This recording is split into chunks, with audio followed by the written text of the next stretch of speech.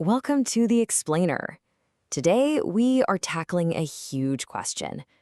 In a world that seems more complex and confusing every day, how do we even begin to make sense of it all? You've definitely heard this one before, right? The boiling frog analogy. It's this classic metaphor for how we miss slow-moving dangers. But here's the kicker, something Adam Grant points out in his book, Think Again. The story's not actually true. A real frog, it jumps out every time. And that one little myth we all kind of believe, well, it gets right to the heart of what we're talking about today.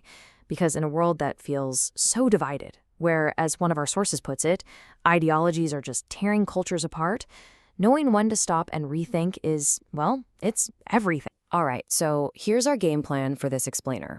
First, we're going to look at why we even need to rethink things in the first place. Then, we'll dig into two completely different mental toolkits. One we're calling the scientists, and the other the renegades. Finally, we'll put them side by side so you can decide which path makes sense for you. So let's start with this shared problem, the call to rethink. What's so fascinating is that our two sources, which you'll see are polar opposites, they actually agree on this one thing. We have got to get better at letting go of the opinions that just aren't working for us anymore. Our old habits just won't cut it. Here's the core of it. We're wired for comfort. We love ideas that make us feel good, and we tend to run from ideas that make us think too hard. And this leads us to a huge fork in the road. Path number one asks us to lean into evidence, into intellectual humility. Path number two, that one asks us to reject the official story and start looking for hidden patterns underneath. Okay, so let's head down that first path. We're calling this the scientist's toolkit, and it's drawn straight from Adam Grant's work. The fundamental idea here is that rethinking isn't a sign of weakness or failure. No, it's a discipline. It's a sign of strength. You see, Grant says we all get stuck in these rigid roles. Sometimes we're the preacher, just defending our sacred beliefs. Sometimes we're the prosecutor, attacking anyone who dares to disagree. And sometimes we're the politician, just trying to win people over. The goal is to shift into the scientist mindset. A scientist doesn't really have beliefs. They have hypotheses. And what do? They try their absolute best to prove themselves wrong. But this is really tough to do because of something called the Dunning-Kruger effects. It's that classic we don't know what we don't know problem. We can be blind to our own blindness. Grant tells this incredible story about David Oddsson, a key figure in Iceland's 2008 financial meltdown. The guy had zero formal training in economics, but acted with complete and total certainty. He just couldn't see the massive gaps in his own knowledge. And this quote from Grant just nails it. The very skills you need to be good at something are the exact same skills you need to realize you're not good at it. It's a real catch-22. And get this isn't just some abstract theory. It has real power. Look at these results from a study on Italian startups. The control group, the ones who stuck to their original business plan no matter what, they earned on average less than $300. But the group that was taught to think like scientists, to test their strategy like a hypothesis, they brought in over $12,000. I mean, that is a staggering difference. So what's actually in this toolkit? It's all about things like confident humility. That means being confident in your ability to learn, but humble about what you know right now. It's about detaching your identity from your opinions. At the end of the day, it's about trying to see the world as it actually is, not just as you wish it were.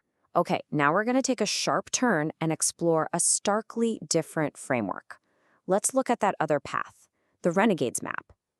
This point of view says the world isn't a laboratory for testing hypotheses. No, it's more like a carefully constructed stage play, an illusion that we need to see through. And the starting point for this map is captured perfectly right here. The core idea is that fear is the currency of control. The belief is that major world events aren't random accidents. Instead, they're engineered to make us afraid. Why? Because when we're afraid, we're much easier to control. So how is this control supposedly achieved? According to our second source, a primary tool is a technique called problem, reaction, solution. You can think of it as a 3-step playbook for getting the public to accept agendas that they would normally fight against. And here's how it's said to work. Step 1. A problem is created, or at least the perception of a problem is. Step 2, the media is used to whip up a storm of public reaction, usually fear, so people start demanding somebody has to do something.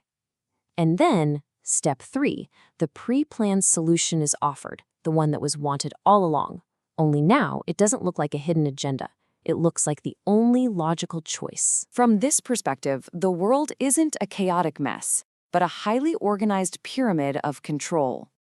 It posits that a hidden group at the very top, which this source calls the cult, imposes its will down through all the layers of society, from global institutions to governments and the media, all to control the population at the bottom. So if you're using this map to navigate the world, the most important skill is pattern recognition. You stop looking at events as isolated, random dots. Instead, you're constantly trying to connect them to see the bigger picture, the alleged planned outcome. All right, we've just walked down two very, very different paths for understanding the world. We've seen the scientist's toolkit and the renegade's map. Now, let's put them right next to each other and see how they really stack up. And as you can see, they're basically polar opposites. The scientist starts with humility, with the phrase, "I don't know," and builds their understanding up from evidence. They actually want people to disagree with them because it helps them get closer to the truth. The renegade, on the other hand, starts with suspicion, with "I don't trust," and decodes the world down from a perceived agenda. One framework is about building up from evidence, the other is about breaking down a narrative. Look, the goal of this explainer was never to tell you what to think.